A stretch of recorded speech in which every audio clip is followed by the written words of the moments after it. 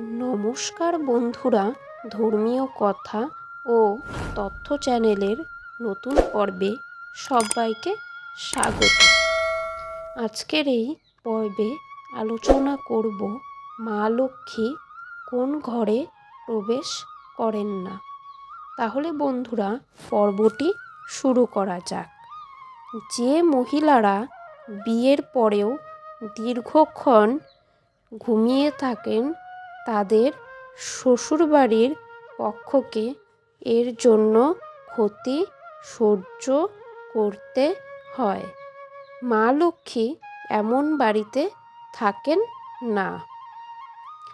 মহিলাদের ঘরের দোরগোড়ায় বসে খাবার খাওয়া উচিত নয়, তা করলে সর্বনাশ হয়। মহিলাদের কখনো ঝাড়ুতে পা দেওয়া উচিত নয়, কখনো ঝাড়ুতে লাথি দেওয়া উচিত নয়। এটি করলে মা লক্ষ্মী কখনো ঘরে আসেন না। ঝাড়ুতে পা রাখলে ঘরে দারিদ্রতা আসে। বাড়ির মহিলাদের রাতে ঘুমানোর সময় কখনোই গ্যাসের উপর এঁঠো বাসন রাখা উচিত নয়। চুলা থেকে এঁঠো পাত্রগুলো নামিয়ে প্রতিদিন রাতে ঘুমানোর আগে ঘুমাতে হবে। একজন মহিলার কেবল সকালেই ঘর পরিষ্কার করা উচিত। যে বাড়িতে মহিলারা সূর্যাস্তের পরে ঝাড়ু দেয়, মা লক্ষ্মী কখনোই এমন বাড়িতে প্রবেশ করেন না।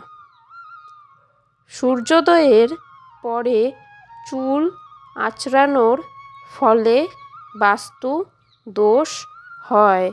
সন্ধ্যায় চুল আঁচড়ানো থেকে বিরত থাকুন, এতে মা লক্ষ্মী রাগ করেন। মহিলাদের স্নান করার পরেই রান্নাঘরে প্রবেশ করা উচিত।